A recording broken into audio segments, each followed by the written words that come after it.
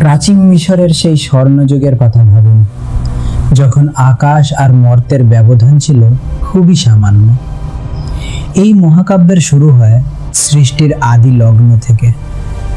আকাশের দেবী নিউট এবং পৃথিবীর দেবতা গেব, এই দুই মহাজাগতিক শক্তির মিলনে জন্ম নিল চারজন শক্তিশালী সন্তান: ওসাইরিস, আইসিস, সেট এবং নেপথিস। ওসিরিস ছিলেন সবার বড়, আর তাই উত্তরাধিকার সূত্রে তিনি লাভ করেন মিশরের সিংহাসন। তাকে বলা হয় ইতিহাসের প্রথম ফেরাউন। কিন্তু ওসিরিস শুধু একজন রাজা ছিলেন না, তিনি ছিলেন মানুষের প্রথম শিক্ষক। যাযাবর মানুষকে তিনি শিখিয়েছিলেন লাঙল ধরতে, শিখিয়েছিলেন কৃষি, আর শিখিয়েছিলেন সভ্য সমাজের শৃঙ্খলা। তার পাশে ছিলেন তার স্ত্রী এবং বোন দেবী আইসিস, অসাধারণ জাদুকরী শক্তির অধিকারী এক নারী, যিনি ছিলেন বুদ্ধিমত্তা ও ধৈর্যের প্রতীক। নীল নদের তীরে তখন সবুজ ফসলের সমারোহ, আর মানুষের মনে ছিল অগাধ শান্তি। কিন্তু এই শান্তির আড়ালেই জমছিল এক ভয়ঙ্কর অন্ধকার। ওসিরিসের ছোট ভাই সেট মরুভূমি আর প্রলয়ঙ্কারী ঝড়ের দেবতা। এই সমৃদ্ধি সহ্য করতে পারছিলেন না। মানুষের ভালোবাসা, ওসিরিসের জনপ্রিয়তা, সব কিছু মিলিয়ে তার মনে জন্ম নিল এক বিষাক্ত ঈর্ষা। আর সেই ঈর্ষা থেকেই একটি ভয়ঙ্কর ষড়যন্ত্র। সেট তৈরি করালেন এক অপূর্ব কারুকার্যমণ্ডিত সিন্দুক, যা ছিল হুবহু ওসিরিসের শরীরের মাপে।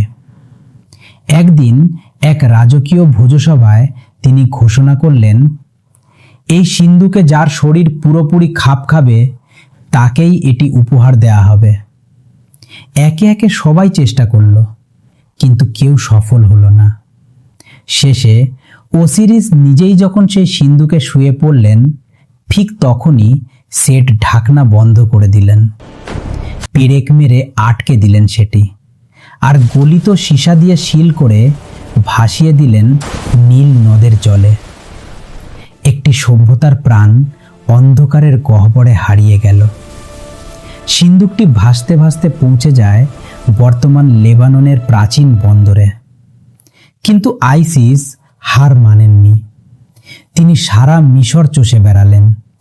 অবশেষে খুঁজে পেলেন সেই সিন্দুক, যার ভেতরে ছিল তার প্রিয় ওসিরিসের নিথর দেহ। কিন্তু ষড়যন্ত্র এখানেই শেষ হয়নি।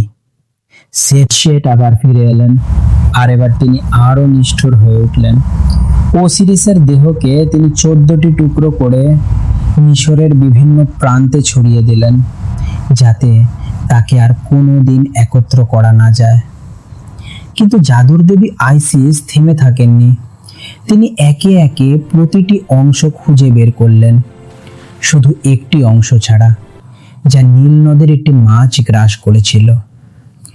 এরপর জ্ঞান দেবতা থোত এবং মৃত্যুর দেবতা অ্যানুবিসের সহায়তায় ওসিরিসের দেহকে লিনেন কাপড়ে মুড়িয়ে দেওয়া হলো। জন্ম নিল পৃথিবীর প্রথম মমি। আজ আমরা পিরামিডে মিউজিয়ামে যে মমির রহস্য দেখি, তার শুরুটা ছিল এখানেই। আইসিস তার জাদুকরী শক্তিতে ওসিরিসকে পুনর্জীবিত করলেন, কিন্তু ওসিরিস বুঝেছিলেন এই মনর্তলোক আর তার জন্য নয়। তিনি চলে গেলেন পরকালের জগতে, যাকে বলা হতো দুয়াত। সেখানে তিনি হয়ে উঠলেন মৃত আত্মাদের রাজা এবং চূড়ান্ত বিচারক। তার দরবারে প্রতিটি মানুষের বিচার হতো। একদিকে রাখা হতো মানুষের হৃৎপিণ্ড, আর অন্যদিকে দেবী মাতের সত্যের পালক। যদি হৃদয় পাপের ভারে ভারী হতো, তবে সেই আত্মার ধ্বংস হয়ে যেত। এখানেই লুকিয়ে আছে এক গভীর প্রশ্ন। আজ আমরা যাকে বলি জাজমেন্ট ডে বা কিয়ামত, হাসরের ময়দান, মিজান, তার এক প্রাচীন প্রতিচ্ছবি কি আমরা এই গল্পে পাই না?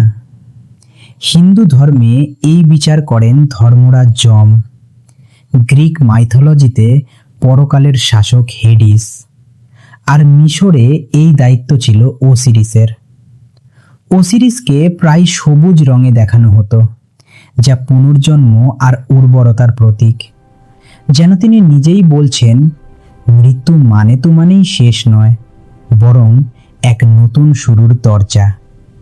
এই গল্প ছড়িয়ে আছে মিশরের আনাচে কানাচে, বিশেষ করে অ্যাবাইডোস শহরে, যেখানে বিশ্বাস করা হয় ওসিরিসের মাথা সমাহিত ছিল। 5000 বছর আগের এই গল্প শুধুই কি কল্পনা, নাকি এর ভেতরেই লুকিয়ে আছে মুসের পরকাল বিশ্বাসের আদিমতম ছাপ?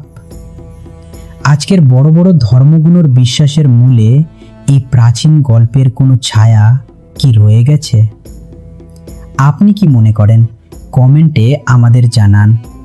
আর পরবর্তী পর্বে আমরা দেখব ওসিরিসের পুত্র হরুস কিভাবে তার বাবার হত্যার প্রতিশোধ নেয়।